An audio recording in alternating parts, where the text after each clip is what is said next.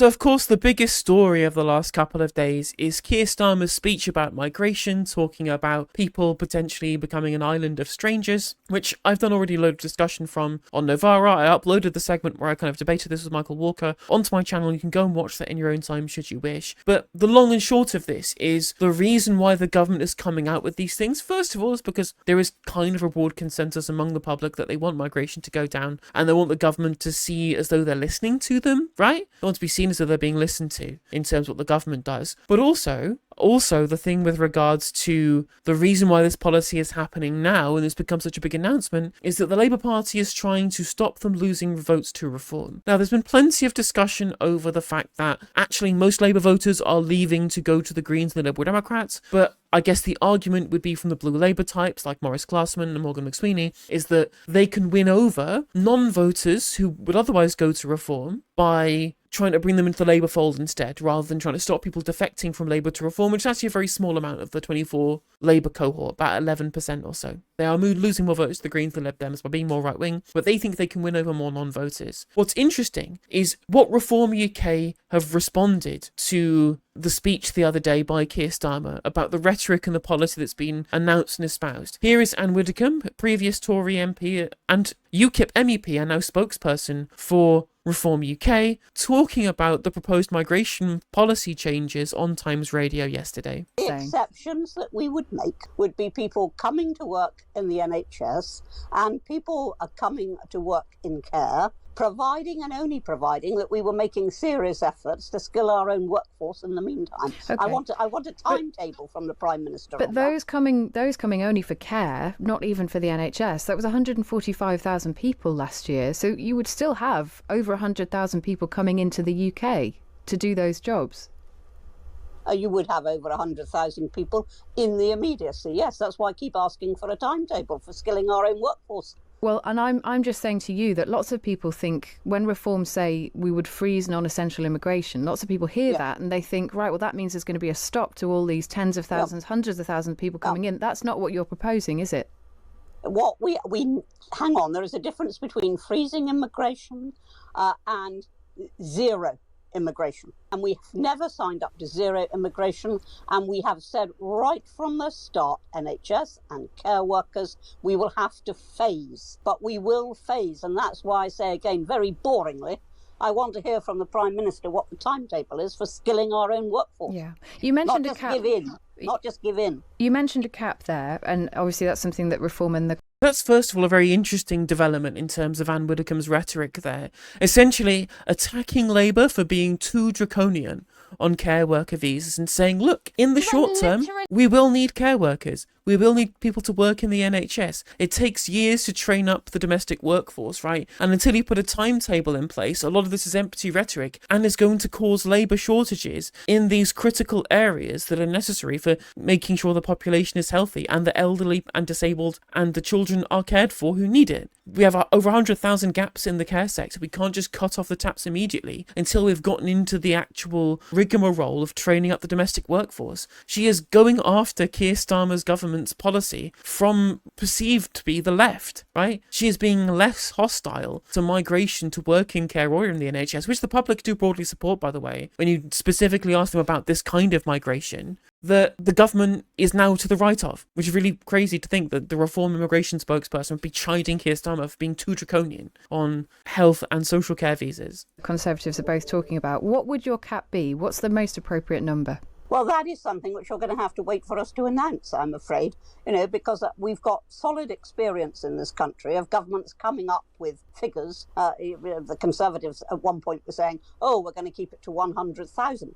And that was at a time when they weren't even limiting visas for families and dependents and all the rest.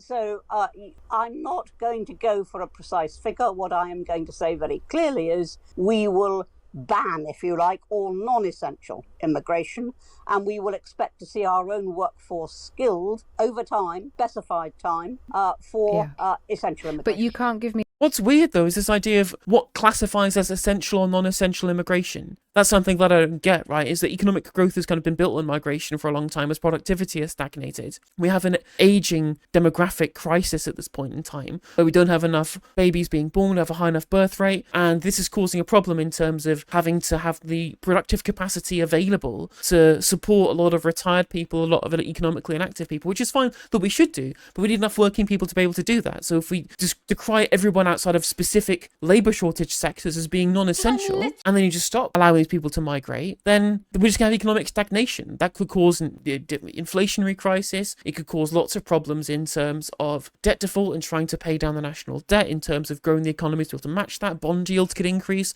That could really put a fiscal strain on our macroeconomy. Like, that could be necessarily decided to be necessary migration to ensure that we keep up productive capacity. So where is the line drawn on what counts as essential or not? Me a number for the cap, and you can't give me a time period for the phasing in element.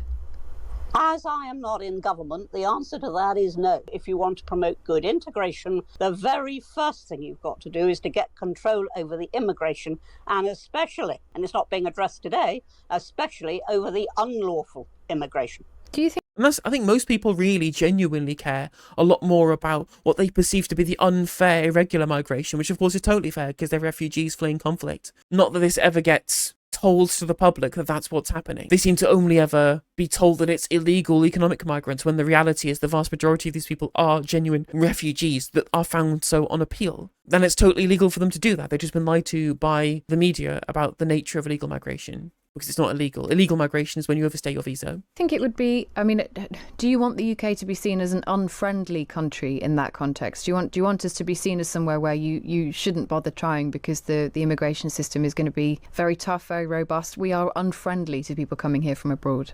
We should certainly be unfriendly to illegal immigration. I have no doubt about that at all. And the more we can put people off coming into this country unlawfully, so much the better. As far as lawful immigration goes, as I've already said, non-essential lawful immigration should not take place. Essential immigration should take place, but should be controlled, and there should be some sort of timetable.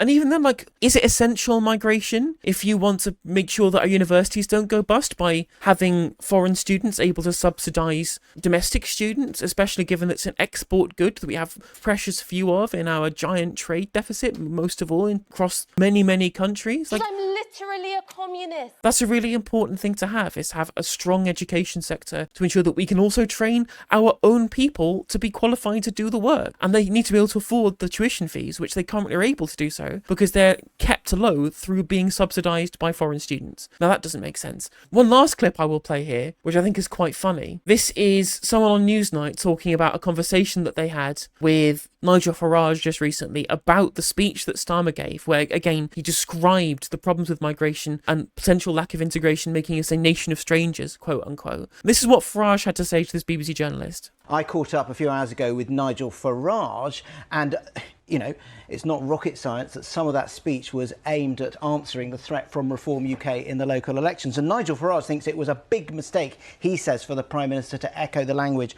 of Enoch Powell. He talks about how it was a strategic mistake, and he told me the use of that language was not in Keir Starmer's interest. It's a catastrophic mistake that will divide the left for years to come. So there you go. Nigel Farage out there chiding Keir Starmer for echoing the words of Enoch Powell. And he's right. It is a strategic mistake, you know. Keir Starmer has to keep a coalition in kind of Labour heartland seats who are very anti-migration, anti-multiculturalism, together with the urban vote who are very used to multiculturalism and who don't mind it at all, and who are more interested in economic issues, you know, who really mind migration. And if you try and appease one side too hard and massively malign the other side, that's a recipe for breaking apart your entire coalition of voters. Nigel Farage is right that it's a strategic blunder. But of course, Morgan McSweeney is the electorate whisperer. He is the Machiavellian electoral super genius. So who am I to disagree? Hey there, if you enjoyed the video, make sure that you like and leave a comment. That helps the video out in the algorithm. If you subscribe and ring the bell, it'll let you know when I go live. I stream every day on YouTube